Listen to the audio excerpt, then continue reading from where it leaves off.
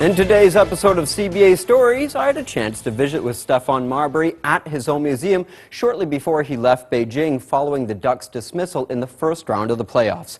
Now, Marbury is undoubtedly the biggest star in the CBA and has achieved a feat that no other player has ever reached in the league. Let's now take a look at his career in China. Now, the former NBA All-Star led the Beijing Ducks to their first appearance in the finals against the Guangdong Southern Tigers in 2012. He then carried the Capital Club to their first title at the conclusion of that season. In March of 2000, Marbury won a second CBA championship with the Ducks, and they defended the crown in 2015, marking his third title with the team while winning his first Finals MVP award.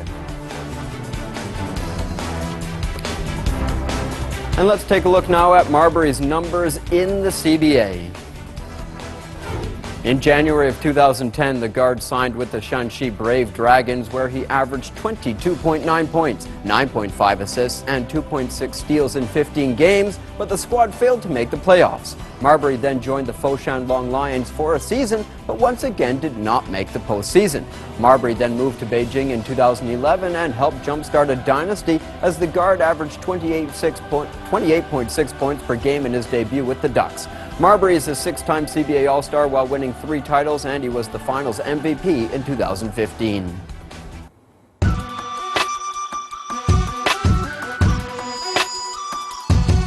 What's up? I'm Stefan Marbury, and I'm here with Greg from Sports Scene. We're here to talk about my museum and get a view of all of the things that have happened in my life. Let's go. When was the last time you were in here, man? I mean, the times that I came in here, like this is the first time. I'm not playing right now, so my feeling is completely different. Yeah. So when I went to Boston, that's when I learned a lot. Yeah? I learned a lot because I was in church with the winning ways of how they won here.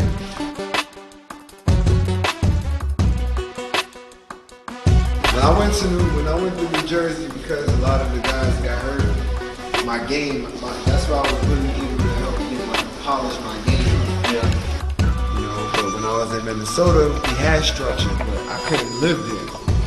It was too cold. Yeah. This is when I was a freshman in high school. That's too good.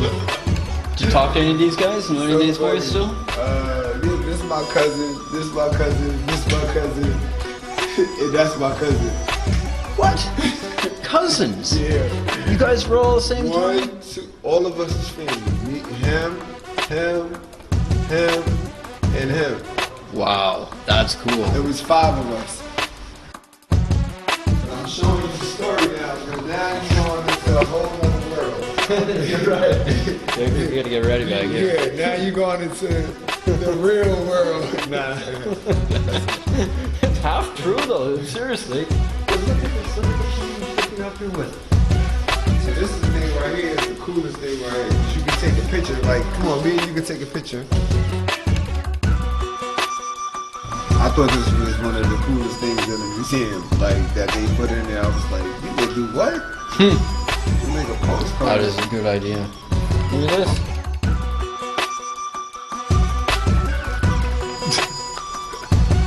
Look at that. That's great. This is glory in Beijing. This is what, when we spoke about, you know, winning the championship and that being the only thing that they wanted, you know, after 29 years and not winning the championship. So that's why this is right here, glory in Beijing. Delivery. How does that make you feel looking back at that now? Do you still get shivers down your spine kind of feeling? It's a reminder. Memories. It's a reminder of something that happened. It was a pivotal moment in my life because that's when things really changed. When we won the championship. Because that's when more and more people started to recognize the league. They started to recognize what was going on in China. And the history was made with that one championship. Today was the first day where I could actually like feel it, like sitting here doing an interview in here. You know, it's a memory there are a bunch of memories, and you get to see things, to feel all of that positive energy to get you ready for another challenge. Right. Do you feel slightly disconnected? Is it somewhat of like an out-of-body experience where you're looking at yourself from beyond, from the lens of the camera? Is that you? You know what it is? For me, I remember all of the plays. Like, I remember things that have happened when I did that, why I did it, you know? And when I see the pictures, I know during those times what I was thinking about and feeling from playing against the team that we're playing against. Wow.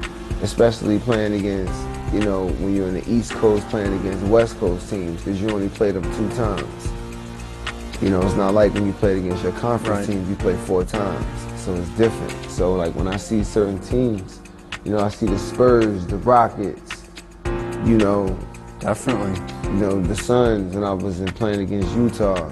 You know, so when you see all of these things and you get an opportunity to embrace it, you know, you can feel it right away because it's you, but it's not really, that's my life and this is my life, but it's combined as one, you know what I'm saying? The tremendous support enjoyed by Marbury can be clearly seen in his museum. But Beijing had a tough journey through the regular season, and their 7th place finish meant they faced a stiff challenge in the first round of the playoffs against Xinjiang. So the Ducks' hopes of a three-peat were ended at the hands of the Xinjiang Flying Tigers. As for next season, so much depends on whether or not the 39-year-old superstar will return to lead another charge to the championship. I'm not looking at it as defeat. I look at it as encouragement. That's why I said they taught us a lesson. Xinjiang. They beat us, but they taught us a lesson. And we did something that a lot of people don't do. We went and we won game 4.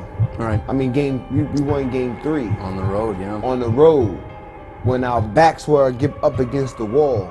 So I know if we're able to play with that same style that we play with this team that we have, without any additions, without anybody getting better than what they were this year, I know if we get better, I know we'll be a better team. And it starts with me. So I'm gonna commit myself. That's why I said I'm gonna commit myself towards this year being my last days that I ever play basketball again. So that's how I'm gonna work. You know what I'm saying? I don't feel like how everybody else feels. I could get up after losing. I'm ready. I can still go play right now. You know, my body and my mind connected, so now I understand, I get it. But now I gotta keep building on knowing what that is and what that consists of. So I'm gonna use that information, put it all in me, and give this year my best from training, and then come on the court and see what happens after that. And then I think my teammates will follow. Join us next time on CBA Stories for the second part of our interview with Stephon Marbury as things get a bit more personal. Is this your personal question, or did CCTV ask you to ask it? More dramatic. You see me TV, live on TV, live and direct, funky fresh in the flesh. And certainly more emotional. And I want you to understand, so when you go back and you tell your friends or you talk to other people, you can just say it's not just on camera, it's real. Because I've seen it, I watched it, I read about it. You understand what I'm saying?